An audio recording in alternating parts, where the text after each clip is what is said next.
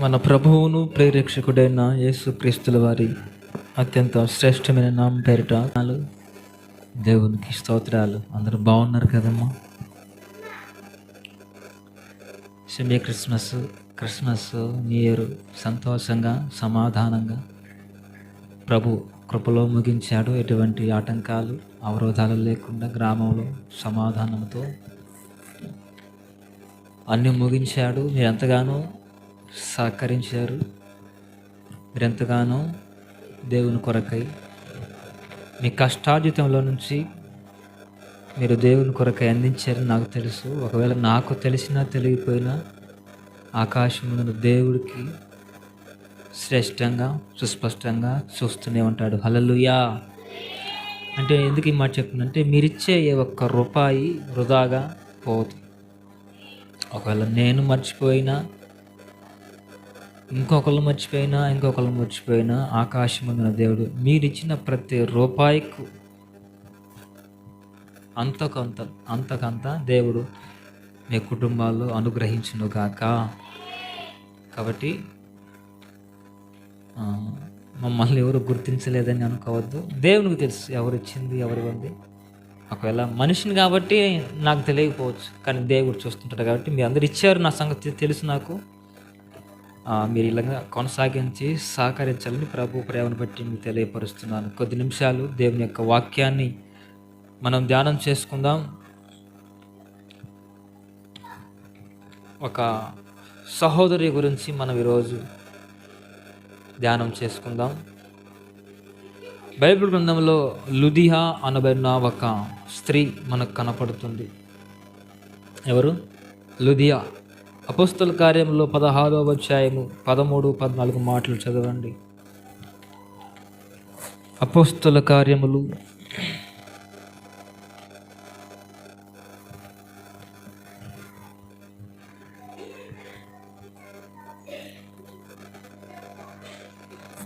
13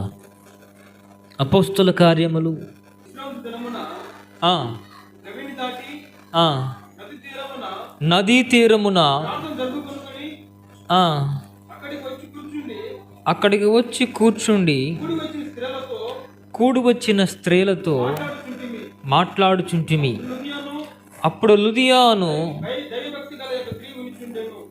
దైవభక్తి గల ఒక స్త్రీ వినుచుండెను. ఆమె ఓదారంగపు పొడిని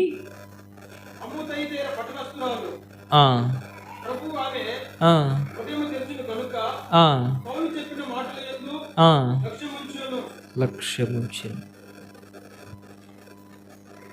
సముద్ర తీరాన పౌలు గారి బోధ విని లుదియా హృదయం తెరువబడి తన ఇంటికి రక్షణ తెచ్చినది. ప్రభునే ఆరాధించి తన ఇంటికి రక్షణ తెచ్చినది. సువాసన సువాసన ఇల్లంత సువాసన. ఆరాధన దైవారాధన ఆత్మీయాల వాసన. ఆరాధన దైవారాధన ఆత్మీయాలాపన. ఆ భోజన బంతిలో సీమోను ఇంటిలో అభిషేకం చేసినది అత్తరుతో యేసయ్యను. ఆ భోజన బంతిలో సీమోను ఇంటిలో అభిషేకం చేసినది అత్తరుతో యేసయ్యను. కన్నీలతో పాదాలు కడిగింది, తన కురులతో పాదాలు తుడిచింది. కన్నీలతో పాదాలు తుడిచింది, తన కురుల సువాసన ఇల్లంత సువాసన. ఆరాధన దైవారాధన ఆత్మీయాలాపన. సువాసన సువాసన ఇల్లంత సువాసన. ఆరాధన దైవారాధన ఆత్మీయాలాపన. హల్లెలూయా. సముద్ర తీరాన ఒకరోజు దైవజనులైన అపోస్తులైన పౌలు వారు సముద్ర తీరాన ఆరాధన చేస్తూ ఆ ఆరాధనలో వాక్యమును బోధిస్తూ ఉండగా లుదియా అనబడు ఒక దైవ భక్తి కలిగిన ఒక స్త్రీ ఆ ప్రాంతానికి వెళ్ళిందట. దేవునికి మహిమ కలుగును గాక. లుదియా అనబడు ఆ దైవ భక్తి కలిగిన ఆ స్త్రీకి పలానా చోట ఆరాధన జరుగుతుంది, పలానా సముద్ర తీరములో ఆరాధన జరుగుతుంది కాబట్టి నేను వెళ్ళి ఆ ఆరాధనలో పాలు పంపులు పొంది దేవుణ్ణి ఆరాధన చేయాలని ఆ భక్తి కలిగిన ఆ తల్లి లేకపోతే భక్తి కలిగిన ఆ సహోదరి ఆ సముద్ర తీరములకు వెళ్ళి అక్కడ బోధిస్తూ ఉన్న ఆ వాక్యమును ఆలకిస్తూ ఉందంట. దేవునికి మహిమ కలుగును గాక. పిల్లరా, ఆరాధన జరుగుతుంది అనబడిన ఆలోచన ఆమెలో కలిగి వెంటనే ఆలస్యం చేయకుండా అలక్ష్యం చేయకుండా ఆరాధనకు వెళ్ళాలి అనబడిన ఆలోచన ఎంత గొప్పది.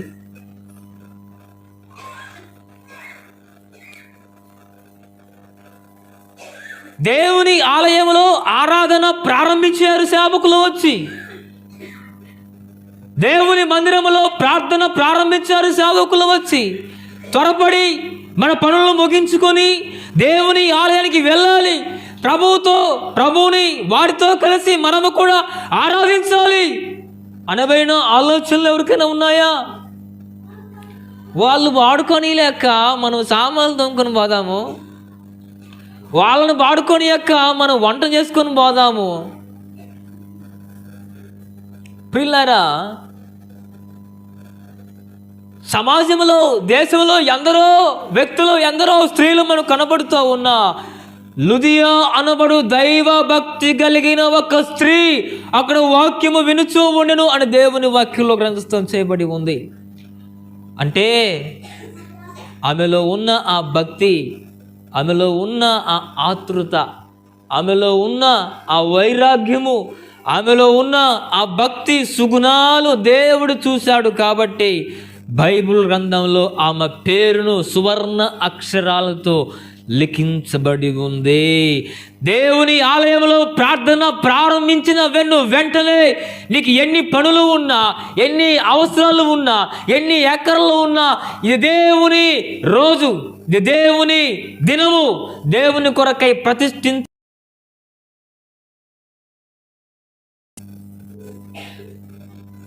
వారమంతయు మనము మన సొంత పనులు చేసుకోవచ్చు. దేవుడు మనకు అనుమతించాడు. వారంలో 7 పనులైనా చేసుకోండి, మీరు ఎన్ని అవసరాలైనా మీరు చేసుకోండి. 7వ దినము పరిశుద్ధ దినము, దేవునికి ప్రతిష్ఠత దినము, అది దేవుని దినము. పిల్లారా, యెరూషలేము ప్రజలు భోజనము కూడా చేసుకోరంట. ఆ రోజు భోజనం కూడా ఒక పనే కదా వండడం అంటే. కాబట్టి వారు భోజనము కూడా చేసుకోకుండా ఉపవాసముతోనే దేవుని ఈ పరిశుద్ధ ఆరాధనను, పరిశుద్ధ దినమును వారు పరిశుద్ధంగానే ఆచరిస్తారంట. దేవునికి మహిమ కలుగును గాక. అంటే యూదులలో వారికి ఉన్న ఒక వైరాగ్యం, తీరమున ఆరాధన చేస్తున్నది తెలిసి వేగిరమే సిద్ధపాటు కలిగి అక్కడికి వెళ్ళి వారు చెప్తూ ఉన్న వాక్యమును వినదంట. దేవునికి మహిమ కలుగును గాక. ప్రియులారా, నేను ఏమంటానంటే వారంలో 7 రోజులు, 6 రోజులు మన స్వతహాగా మన పనులకు మనము అప్పగించుకున్నాము. 7వ దినము ఆదివారం. ప్రియులారా, 2 గంటలు మనము దేవునికి ఇవ్వగలిగేది, అవునా? 10 గంటలకు 10:30 స్టార్ట్ చేస్తాము, 12 గంటలు 1 గంటకల్లా ముగించేస్తాం. ఇంచుమించు పోతే 2:30 గంటలు. అంటే పూర్తిగా దేవునికి ఇవ్వవలసిన ఈ దినాన్ని కూడా కుదించి మీ కొరకు 2 గంటలు మాత్రమే మనం సమకూర్చుకున్నాము. ఆ 2 గంటలు కూడా మనం రాలేకపోతే దేవుని కొరకే మనం ఏమి చేయగలుగుతున్నాము? దేవునికి మనం ఏమి ఇవ్వగలుగుతున్నాము? అయ్యా మమ్మల్ని దీవించిన ఆయన, అయ్యా మమ్మల్ని ఆశీర్వదించయ్యా, మా అప్పులు తీర్చు ప్రభువా అంటే ఎలా తీరుస్తాడండి? మనము ఏమి ఇవ్వకుండా, దేవుని కొరకై మనం ఏమి చేయకుండా ఆయన మనకు ఎలా చేస్తాడు? మనకి ఇది అవునా కదా? మీరు చెప్పండి, నా మాటలు చెప్పండి. మనము దేవునికి ఒక 2 గంటలు కూడా సమయాన్ని దేవునికి ఇవ్వకుండా ప్రభువు మనల్ని ఎలా ఆశీర్వదిస్తాడు, ప్రభువు మనల్ని ఎలా దీవిస్తాడు, ప్రభువు ఎలా మనల్ని ప్రగతి పొంది దైవ భక్తి కలిగిన లుదియా అనబడు ఒక స్త్రీ వాక్యము వినుచూ ఉండెను. హల్లెలూయా, హల్లెలూయా. పిల్లరా, ఆమె ఆ మాటలు వింటుండగానే చూడండి 14 చూడండి, ఆ మాట 14 మాట చూడు. అప్పుడు లుదియాను దైవ భక్తి గల ఒక స్త్రీ వినుచూ ఉండెను. ఆమె ఊదారంగు పొడిని ప్రభువు ఆమె హృదయమును తెరిచెను కనుక పౌలు చెప్పిన మాటల యందు లక్ష్యముంచెను. ఆమెయు ఆమె ఇంటి వారును బాప్తిస్మము పొందినప్పుడు ఆమె తన ప్రభువునందు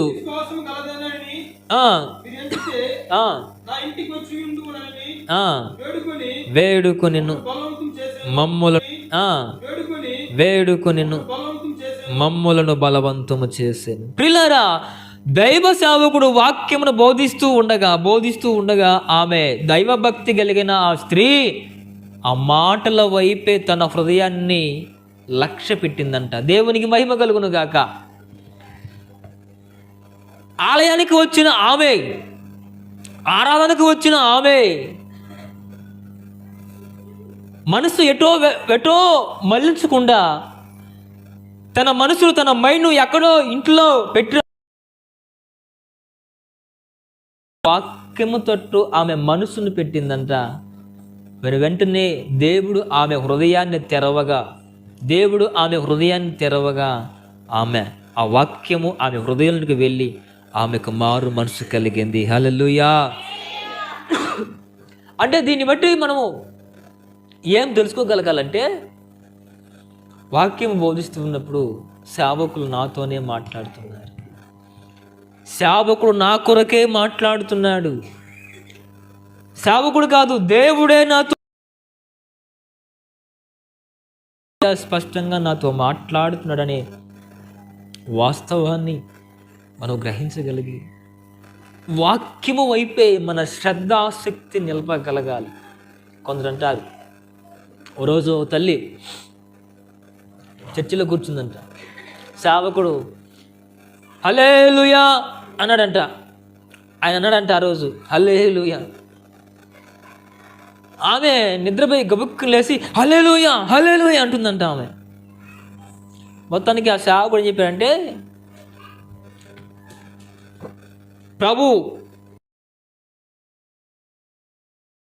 ప్రభువుతో కూడా పరలోకం వెళ్ళే వారు ఎవరు ఉన్నారు, వాళ్ళు హల్లెలూయా చెప్పారంట. అంటే ఏం చెప్తున్నాదో కూడా ఆమెకు అర్థం కాలేదు. కారణం ఏంటంటే ఆమె వాక్యము పైన దృష్టి పెట్టలేదు. నిద్రపోయింది, సేవకుడు ఏదో చెప్తా ఉన్నాడు, గబక్కిన హల్లెలూయా అన్నాడు. ఆమె కూడా నిద్రలో ఉలిక్కిపడి హల్లెలూయా హల్లెలూయా అంటుందంట. అంటే ఎందుకు ఈ మాట చెప్తుందంటే, ప్రియులారా, సర్వసాధారణంగా వాక్యం పైన దృష్టి పెట్టరు, వాక్యం పైన శ్రద్ధ నిలపరు. ఆమె పౌలు గారు చెప్పే మాటలపైన ఆమె శ్రద్ధాశక్తి నిలిపిందంట. కాబట్టి దేవుడు ఆమె హృదయమును తెరిచాడు. కాబట్టి ఆ సేవకుడు చెప్తూ ఉన్న వాక్యము ఆమె హృదయంలోనికి వెళ్ళింది. ఆమె హృదయంలోనికి వెళ్ళిన తర్వాత ఆమెను, ఆమె ఇంటి వారందరూ బాప్తిస్మం పొందారంట. హల్లెలూయా. ఆమె ఇంటి వారు అందరూ బాప్తిస్మం పొందినట్లుగా దేవుని వాక్యం సెలవిస్తా ఉంది. కొందరు ఎలా ఉంటారంటే, బాడీ ఇక్కడ ఉంటుంది, body is present, mind is absent. అవునా? శరీరం మాత్రం కూడా కూర్చుంటాము, మనసు ఎక్కడో ఆలోచన చేసి చుట్టూ ఆ పని ఆగిపోయింది, పిల్లలు ఇలా బయట ఉన్నారే, పిల్లోడు బయటికి పోయాడే, ఈయన దాగి వస్తాడేమో, ఆయన గోల పెట్టుకుంటాడేమో, తాగి ఆడబడతాడేమో. సమాజంలో ఇటువంటి కొనసాగుతుంటుంది సమాజంలో. అవునా కదక్క, అబద్ధమా? అంటే నేను తప్పుపట్టను ఈ విషయం ఎప్పుడు తప్పు, ఎందుకంటే మీ బాధలు అలాంటివి, మీ సమస్య అలాంటివి, నేను కాదన్న ఈ విషయాన్ని గురించి బట్టిన బాధ, కుటుంబ ఆర్థిక ఇబ్బందులను బట్టి మీ సమస్య, అది నేను తప్పుగా చెప్పలేను. ఎందుకంటే ఎవరి సమస్య వాళ్ళకు ఉంటుంది, ఎవరి బాధ వాళ్ళకు ఉంటుంది. పిల్లలకు ఆరోగ్యం బాగాలేకనో, భర్తకు ఆరోగ్యం బాగాలేకనో, అప్పుల సమస్యలు, లేకపోతే తాగుబోతు భర్తతో భరించలేకనో, అలివి కానీ మిడిమేళ పిల్లలతో భరించలేకనో, అంటే వారి మనసంతా వాళ్ళపైనే ధ్యాసలో ఉంటుంది. నేనేమంటున్నా పిల్లారా, దేవుని ఆలయానికి వచ్చినాక దేవుని ఆలయంలో సమస్యలన్నింటినీ పక్కన పెట్టేయండి, మీ ఇబ్బందులన్నింటినీ పక్కన పెట్టేయండి, దేవుని పైన అనుకోండి, దేవుని పైన మీ భారమంతా మోపేయండి, దేవుని పైన మీ భారమంతా మోపండి. దేవుడే మిమ్మల్ని ఆదుకొనుగాక. మీ మనస్సు దేవుని వాక్యంపై లక్ష్యం ఉంచండి. దేవుని ఆలయానికి వచ్చిన తర్వాత ఈ చింతలన్నిటి తీసి పక్కన పెట్టేయండి, దేవుని వాక్యాన్ని వినండి. దేవుడే మిమ్మల్ని బలపరుచునుగాక. ఓ రోజు ఒక ముసలామె ఎండలో ఒక పెద్ద మూట మోసుకొని పోతూ ఉందంట. పెద్ద మూట మోసుకొని పోతా ఉంటే ఓ సేవకుడు కారులో పోతూ, అయ్యో ముసలామె ఎండకు నడిచిపోతుంది పాపం తల్లి అని కారు ఆపి, అమ్మా కారు ఎక్కు తల్లి అంటే ఆమె కారు ఎక్కిందంట. ఆ మూట తీసుకొని కారు ఎక్కిందంట. కారు ఎక్కి ఆ మూట ఉంది కదమ్మా, ఆ మూట సేవకుడు చూసి, అదేంటమ్మా కారు ఎక్కేవు కదా, ఇప్పుడు దాకా ఎండలో మోసుకుంటూ వచ్చావు, ఏసీ కారు ఎక్కేవు కదా తల్లి, ఆ మూట తీసి కుర్చీలో పెట్టుకోమ్మా, నువ్వు ప్రశాంతంగా కూర్చో తల్లి అన్న సేవకుడు. నా మూటను కూడా నువ్వు మోగిపోతామయ్యా, నా మూట నేనే మోసుకుంటాలయ్యా అన్నదంట ఆ ముసలామ. అంటే మీకు అర్థమవుతుందా? కారులో ఎక్కిన ఆమె ఇప్పుడు ఈ నెత్తిపై ఉన్నా కూడా ఆ మూట కారు మోయాలి కదండి. అంటే ఆమెకు ఆ విషయం తెలియక కారులో ఎక్కిన తర్వాత మూట ఎక్కడేస్తే ఏముంది, కారే కదా మోసేది, పక్కన పెట్టచ్చు. కానీ కారులో ఎక్కి కూడా ఆమె నా బరువు నేనే మోసుకుంటానట్లుగా ఆ మూటను నెత్తిని పెట్టుకుంటుందంట. ఎందుకు ఈ మాట చెప్తుందంటే, దేవుని ఆలయానికి వచ్చిన నీవు నీ బరువు నువ్వు మోసుకోవాల్సిన అవసరం లేదు. నీ బరువు దేవుని పైన మోపండి, మీ మనసును దేవుని వైపు లక్ష్య పెట్టండి. దేవుడే మీకు సహాయము చేయనుగాక. హల్లెలూయా. చూడండి 16-15 చూడండి, 16-15.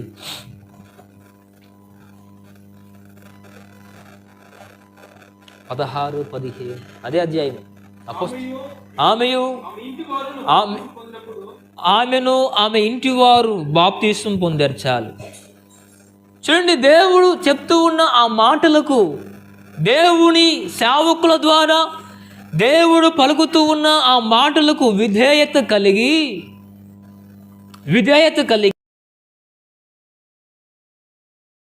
వెంటనే బాప్తిస్మం పొందినట్లుగా దేవుని వాక్యంలో గ్రంథస్థం చేయబడి ఉంది. Praise the lord. నేను ఒకరోజు 2013 అనుకుంటా, 2013 సంవత్సరము. నేను చర్చికి అసలు ఎప్పుడు పోనండి. చర్చికి వెళ్ళే ఆనవాళ్ళు కూడా నాకు కనపడవు. ఏంటక్క? చర్చికి నేను ఎప్పుడు వెళ్ళేవాడిని కాను. ఆమె తలపైకెత్తండి. ఒకరోజు దయన్న గారు, నతనల్ పాస్టర్ గారు బాప్తిసాలు ఇస్తుంటే ఆ చెరువు వద్దకు నేను వెళ్ళాను, చూడటానికి వెళ్ళాను. చెరువు వద్దకు వెళ్ళి చూడటానికి వెళ్ళాను, ఎలా తీసుకుంటుందని చూడటానికి వెళ్ళాను. అక్కడికి 13 మంది బాప్తిసం పొందుతున్నారు. అందరికీ బాప్తిసం ఇచ్చారు. దైవ సేవకులు వాక్యాన్ని బోధించి అందరికి బాప్తిసం ఇచ్చారు. 14వ వ్యక్తిగా నేను నిలబడిన అక్కడ. లెక్కలో 13 మందే ఉండాలి, 14వ వ్యక్తిగా నేను నిలబడ్డాను. అలా అంటున్నారు, 13 మందే కదా, ఈడెవడు మళ్ళీ ఎక్స్ట్రా వచ్చారు, ఈడెవడు మళ్ళీ కొత్తవాడు అంటున్నారు.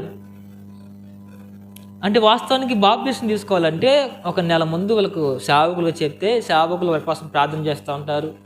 వాళ్ళు ఉపవాసం ఉండి వాక్యం ఎదుగుతూ కొన్నాళ్ళు బాగా ఆరాధనలో పాల్పొందిన తర్వాత వాళ్ళు మంచి మారు మనసు పొందారు, పర్వాలేదు అనుకుని వాళ్ళకు అనిపిస్తే బాప్టిజం ఇవ్వచ్చు, అనిపిస్తేనే బాప్టిజం ఇస్తారు, లేకపోతే ఇవ్వరు. వాళ్ళు తీసుకోరు. సిద్ధపడ్డారు 13 మంది, నేను 14వ. నేను వెళ్ళి నిలబడ్డాను నాకు బాప్టిజం ఇవ్వమని. ఆయన అన్నాడు, నువ్వు చర్చికే వచ్చేది లేదు, నీకు ఎలా బాప్టిజం ఇవ్వాలి బాబు అన్నాడు ఆయన. నేను ఇప్పుడు ఈ వాక్యాన్ని విన్నాను, నాకు మారు మనసు వచ్చింది, నేను ప్రభువు కోసం రోషం కలిగి జీవిస్తాను, ఇచ్చేయండి అన్నారు ఆయన. అందరూ నేను వెళ్ళి బాప్టిజంకి ఇంటికి వచ్చాను. ఇంటికి వస్తే మా పాస్టర్ నాతో గొడవ పెట్టుకుంది, నువ్వు ఎట్ట బాప్టిజం తీసుకుంటావు నన్ను అడగకుండా. ఒకవేళ నువ్వు నాకు ముందు కనుక చెప్పుంటే నీకు తెల్ల వస్త్రాలు, పళ్ళు, ఫలాలు నీకోసం నేను కానుక తెచ్చేవాడిని కదా, నాకు చెప్పకుండా వెంట బాప్టిజం తీసుకుంటాను. ఎక్కువ నాలుగు మీద గొడవ పెట్టుకుంది. అంటే బాప్టిజం అనేది, నేను అంటాను, బాప్టిజం అనేది సిద్ధపాటు కలిగి సిద్ధపడాలని కాదన్ను. ఏదో సమయం రావాలి, వయసు రావాలి, కొన్నాళ్ళు ఆగాలి, ఇంతలేక అక్కర్లేదు అనేది విషయం కాదు. ఆ రోజు ఏ సిద్ధపాట్లు లేకుండా, ఏ మాటలు లేకుండా, ఏ వాక్యము లేకుండా వెంటనే ఒక్క క్షణంలో నేను వెళ్ళి బాప్తిసం పొంది ఈరోజు సేవకుడుగా మీ మధ్య నిలబడి మీకు వాక్యాన్ని నేను బోధిస్తూ ఉన్నాను. ఇప్పుడు ఇలాంటి దేవుని వాక్యం సెలవిస్తూ ఉంది, నేడే మిక్కిలి అనుకూలమైన సమయము, ఇదే రక్షణ దినము. ఎన్నో ఏళ్ళుగా వాక్యాలు వింటూ ఉన్నారు, ఎందరో సేవకుల ద్వారా వాక్యాలు మీరు వింటూనే ఉన్నారు, వాక్యాలను ఆలకిస్తూనే ఉన్నారు. కానీ ఎంతమంది మారు మనసు పొందారు, ఎంతమంది బాప్తిసం పొంది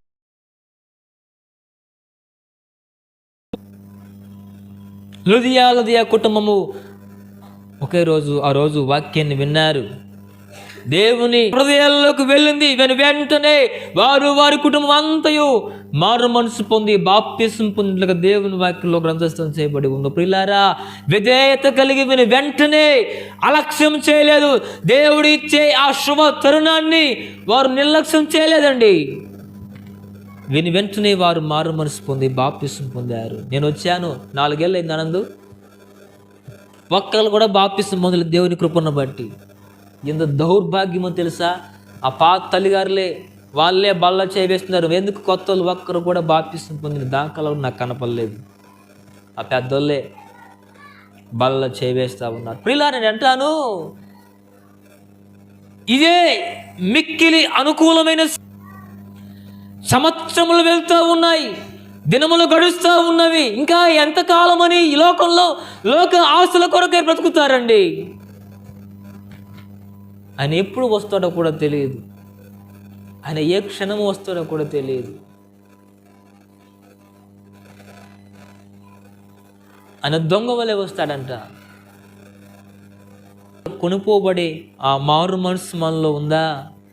ఆయనతో కూడా ఎత్తబడే మారు మనసు ఉందా? ఒకవేళ ఇదే జీవితము, ఇదే బ్రతుకు, ఇదే లోకము అని ఒకవేళ భ్రమపడిపోతున్నావేమో, ఇది అంతము మాత్రమే. పైన పరలోకంలో మరో జీవితం ఉంది. ఇది 100 సంవత్సరాలు మాత్రమే లోకంలో మనం బ్రతకాలి. ఇది కేవలము యాత్ర మాత్రమే. ఇది యాత్ర, ఒక యాత్ర. పరలోకంలో ఒక రోజు ఉందండి, 1000 సంవత్సరముల జీవనాన్ని మనం అక్కడ కొనసాగించాలి. పుట్టాము, ఒక 70 ఏళ్ళు బతికాము, చచ్చిపోయాము, అంతే కదా, తర్వాత ఏముంది అనుకుని ఒకవేళ భ్రమపడిపోతున్నారేమో. ఇది యాత్ర, ఇది యాత్ర మాత్రమే. ఇక్కడ చనిపోతే పరలోకానికి వెళ్ళాలి. అక్కడ 1000 ఏళ్ళు, ఇక్కడ 100 ఏళ్ళు అయితే అక్కడ 1000 ఏళ్ళు మనం జీవించాలి.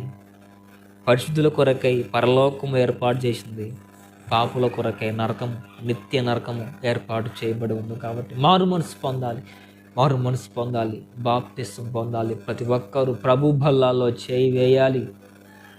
లుదియా వాక్యాన్ని వినిందండి, వాక్యాన్ని వినింది, దేవుని వాక్యం పట్ల మనసును ఉంచింది.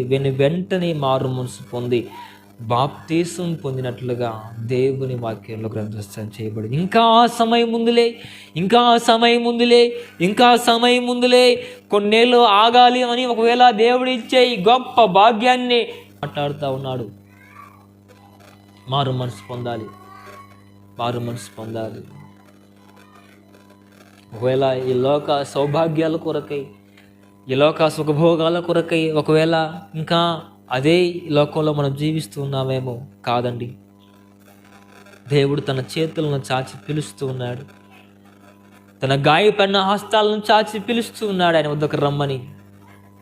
తప్పిపోయిన కుమారుని కొరకై తన తండ్రి కళ్ళు కాయలు చూసేదాకా ఎదురు చూస్తుండేది కాదు. మన తండ్రి అయిన పరమ తండ్రి మన కొరకు ఎదురు చూస్తూ ఉన్నాడు. మనం రాగలిగితే ఆయన హక్కును చేర్చుకొని ఆయన కౌగిల్లో దాచుకోవడానికి ఆయన సిద్ధంగా ఉన్నాడు. కాబట్టి దేవుడు మరలా నీతో సూటిగా మాట్లాడుతున్నాడు. ఒకవేళ ఇంకా వయసు ఉందిలే, ఇంకా సమయం ఉందిలే అని ఒకవేళ ఈ దేవుడిచ్చే ఈ గొప్ప భాగ్యాన్ని అలక్ష్యం చేస్తూ ఉన్నావేమో. దేవుని వాక్యంలో ఉంటుంది, మారు మనసు పొందిన వారికి ఏమో రక్షణ భాగ్యం అంట. లోకంలో జీవించే వారికి దేవుని సువార్త వెర్రితనముగా కనపడుతుందంట. అందుకే పాట పడతారు కదా, రక్షించబడు వారికి నీ సిలువ.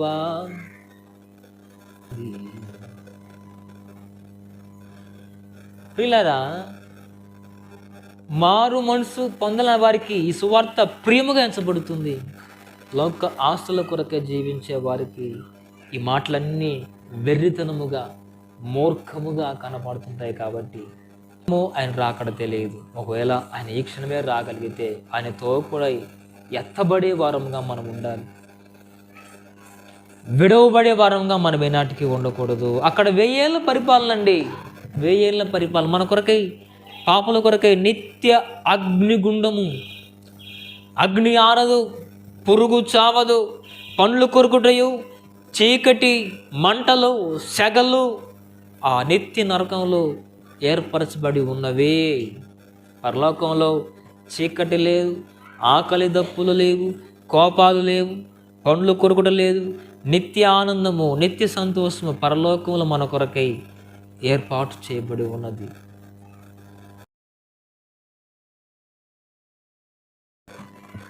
ఇటు వెళితే పరలోకము, ఇటు వెళితే నరకము. మీ చాయిస్, మీ అభిప్రాయం. ఇటు వెళ్ళాలని మీరు నిర్ణయించుకుంటారు. ఒకవేళ ఇంకా బాప్తిసం పొందకపోతే, ఇంకా మారు మనసు పొందకపోతే ఈ మాటలు నీ కొరకే ప్రభు సెలవిస్తూ ఉన్నాడు. నీతోనే ప్రభు సూటిగా మాట్లాడుతున్నాడు. దయచేసి మారు మనసు పొందండి, ప్రభు బల్లాలో పాల్పొందుటకు మీరు సిద్ధపడనని దేవుని ప్రేమను బట్టి మీకు తెలియపరుస్తున్నాడు. హల్లెలూయా. చూడండి మన మాట అపోస్తలుల 40 చూడండి, 40 వచనం చూడండి, 16వ అధ్యాయం 40 వచనం.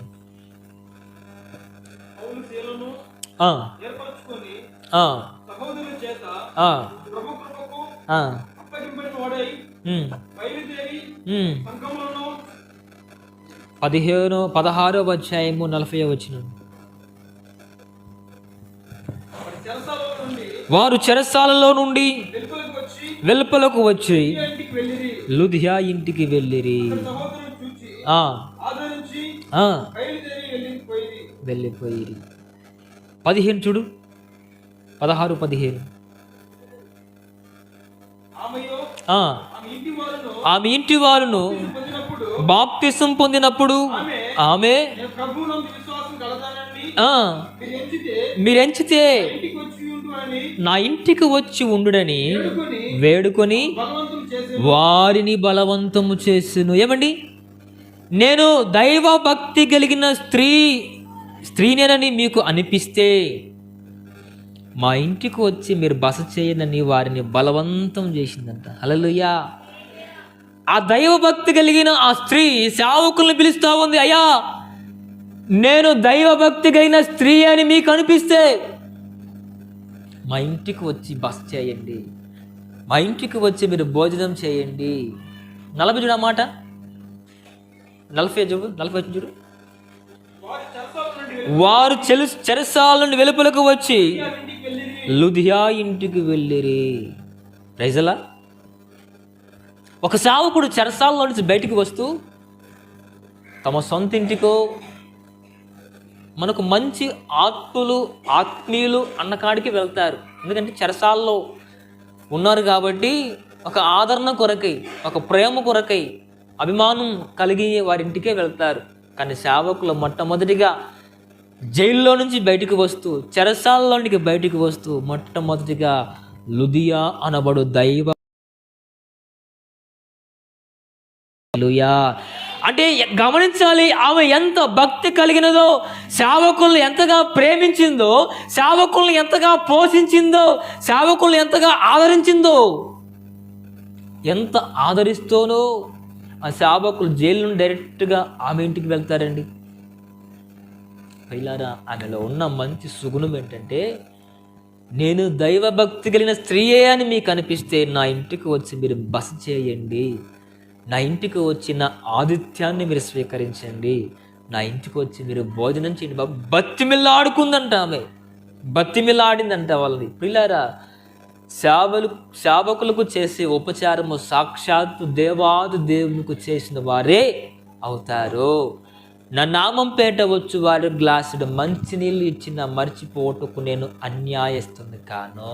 పిల్లారా, ప్రేమించే తల్లులు మమ్మల్ని ఎంతగానో ఆదరిస్తున్నారు. మీరు అందరిని బట్టి నిండు మనసుతో హృదయపూర్వకమైన వందనాలు. అందరికి వందనాలు. దూర ప్రాంతం నుంచి మేము వస్తూ ఉండగా మరి మీరు ఏం తిన్నారో మాకు తెలియదు, మరి మీకు ఉంటుందో లేదో మాకు తెలియదు. చాలా ప్రేమతో, చాలా అభిమానంతో మీ నోటి కాడు కూడి తీసి మమ్మల్ని పెట్టి కడుపారా మమ్మల్ని పోషిస్తూ ప్రతి తల్లికి నిండు మనసుతో హృదయపూర్వక వందనాలు తెలియపరుస్తున్నాను. దేవుడి మీద దీవించి ఆశీర్వదించును గాక. హల్లెలూయా, హల్లెలూయా. దేవుడు నిత్యం మీ కుటుంబాలను ఆశీర్వదించి వర్ధిల్ల చేయును గాక. సేవకులకు పెట్టింది అది ఊరికే పోదండి, దేవుడికే మీరు పెట్టిన వారు అవుతారు. ఆమె చూడండి, ఈ తల్లిలో ఉన్న గుణం ఏంటంటే సేవకులను పోషించాలని, సేవకులకు ఆహారం పెట్టాలని, సేవకులకి పరిచారం చేయాలని ఆ తల్లిలో ఉన్న ఆకాంక్ష, ఆ తల్లిలో ఉన్న కోరిక అంటది. అయ్యా, మీరు నా ఇంటికి ఊరికే రావద్దు, నేను భక్తి కలిగిన దాననే అని మీకు అనిపిస్తే, నాలో దైవ భక్తి ఉంది అని మీకు అనిపిస్తేనే నా ఇంటికి రండి బాబు అంటూ వారిని వేడుకుందండి, బ్రతిమిలాడుకుందంట. సేవకులకి ఉపచారం చేసే దైవ భక్తి కలిగిన స్త్రీ. ప్రియులారా, ఒక మాట చెప్పగలను ధైర్యంగా, దేవుని సన్నిధిలో సాక్షిని ఈ మాట చెప్పగలను. పలుమార్లు చెప్పాను, మరలా చెప్పాను. అంతగా ప్రేమించేవాళ్ళం, సేవకుల్ని అంతగా ఆదరించేవారు. నా కుటుంబం, నేను, నా శ్రీమతి అంతగా ఆదరించేవారు. మాకు ఉన్నా లేకపోయినా సేవకులు వస్తున్నారంటే సంవత్సరమంతయు సేవకులు మా ఇంటికి ఒక్కరు రారండి, 7-10 మంది అట్లా వస్తారు మా ఇంటికి. అలా ఒక్కరోజు కాదు, మళ్ళా వారంలో 3 దినాలు మా ఇంటికి వచ్చేవాళ్ళు, వారంలో 3 రోజులు మా ఇంటికి వచ్చేవాళ్ళు. శుక్రవారము, బుధవారము, ఆదివారము కొడుకులు, 3 రోజులు కొడుకులు ఉంటే 3 రోజులు సేవకులు మా ఇంటికి వచ్చేవాళ్ళు. ఆ 3 రోజులు చికెను, చేపలు, రొయ్యలు, మంచి మాంసాహారం సిద్ధపరిచారు. ఏ రోజు పాపము నాకు ఒళ్ళు అలసిపోయింది, నేను చేయలేన మా యొక్క పాస్టర్ ఏ రోజు అనలేదు. చాలా ఆశ, సేవకులకు వండి పెట్టాలంటే అంత ఆసక్తితో వండి పెట్టేది, ఖర్చు అనుకోలేదు. సేవకులకు వండి పెట్టాలంటే భాగ్యముగా ఎంచి మా శ్రీమతి సేవకులకు సేవ చేసిందండి. ఆ త్యాగము, లేకపోతే ఆమె చేసిన ఆ ఉపచారమే, ఆ దీవెనలే మా కుటుంబానికి తోడై ఈరోజు నేను మీ ఇళ్ళలో తినే గొప్ప భాగ్యాన్ని దేవుడు మాకు అనుగ్రహించాడు. హల్లెలూయా, హల్లెలూయా. కాబట్టి లుదియా అనబడిన సహోదరిలో ఉన్న గొప్ప భాగ్యం, గొప్ప లక్షణం ఏంటంటే సేవకులను పోషించడానికి ఆమె ఎప్పుడు సంసిద్ధంగా ఉండేది. హల్లెలూయా. కాబట్టి సేవకులకి ఉపచారం చేసే మనసు మనలో కలిగి ఉందముగాక. హల్లెలూయా. ఆమె ఊదా రంగు వస్త్రములను అమ్మే వ్యాపారం చేసేది. ఏమండి? ఊదా రంగు వస్త్రములను అమ్మే వ్యాపారం చేసేది ఆమె. ఊదా రంగు వస్త్రాలంటే ఒక విలువైనవి ఆ వస్త్రములు. అందరూ వేసేవారు కాదు, ఎవరో డబ్బున్నవారు మాత్రమే ఊదా రంగు వస్త్రములను ధరించేవారు. అంటే చూడండి, దేవునికి ఆమె చేసే ఆ వృత్తి కూడా నమ్మకమైన వృత్తి, ఒక విలువైన వృత్తిని ఆమె ఎంచుకుంది. దేవునికి నమ్మకముగా విలువైనది, ఘనమైన పనే ఆమె చేస్తూ ఉంది. కాబట్టి దేవుని సన్నిధిలో మనము కూడా ఘనముగా, హల్లెలూయా. చూడండి, ఆ సహోదరి పాపంతో ఉన్నప్పటికీ, ఈ లోక ఆశలతో ఉన్నప్పటికీ దేవుని ఆరాధన పట్ల మనసు ఉంచింది. ఆరాధన పెట్టిన వెంటనే ఆలయం మాట్లాడుతున్నప్పుడు మనసు ఎక్కడో కాకుండా వాక్యం పైన దృష్టి ఉంచి దేవుని వాక్యాన్ని విని, ఆ వాక్యాన్ని హృదయంలో దాచుకొని, ఆ వాక్యం పట్ల జీవించి మారు మనసు పొంది, తాను మాత్రమే కాకుండా ఇల్లంతయు మారు మనసు పొందినట్లుగా దేవుని వాక్యం సెలవిస్తూ ఉంది. పిల్లారా, అందులో ఉన్నది రెండవ గుణము, వాక్యాన్ని విని మారు మనసు పొందింది. మూడుగా సేవకులకి ఉపచారం చేసింది. నాలుగుగా మంచి వ్యాపారం, విలువైన వ్యాపారం, దేవునికి నమ్మకముగా కలిగిన వ్యాపారము ఆమె కొనసాగింది. కాబట్టి మన పనులు దేవునికి నమ్మకంగా ఉండాలి. మన హృదయము దేవుని వాక్యం పట్ల శ్రద్ధ ఉంచాలి. సేవకులు మన ఇంటికి వస్తున్నప్పుడు వారిని హక్కున చేర్చుకుని ప్రేమించి, వారికి ఆదరించి, వారికి ఉపచారం చేసే మనసు మనలో కలిగి ఉండగలిగితే ఈ లుదియా అనబడు ఈ సహోదరికి కలిగిన ఘనత మనందరికీ కలుగును గాక. ఎందరో ఆరాధన అంటే బిలారా, నేనంటాను, ఆరాధనలో ఆ ఒక్కతే కూర్చుందా? ఆ ఒక్కతే కూర్చున్నట్టుదా? ఇప్పుడు ఎంతమంది కూర్చున్నారు ఇక్కడ, ఒక్కల గురించే అక్కడ ప్రస్తావించబడింది. కారణం ఏంటి? ఈ గుణాలన్నీ ఆమెలో ఉన్నాయి కాబట్టి, ఈ మనసంతా ఆమెలో ఉంది కాబట్టి ఆ ఒక్క స్త్రీయే అంతమందిలో కూడా ఘనముగా ఎంచబడింది. ఈరోజు మన మధ్యలో కూడా ఘనముగా ఆ తల్లి గురించి మనము మాట్లాడుకోగలుగుతున్నామంటే ఆ తల్లిలో ఉన్న గొప్ప సుగుణాలు బట్టియే దేవుడు ఆమె పేరుని బైబిల్ గ్రంథంలో లిఖించబడింది. హల్లెలూయా.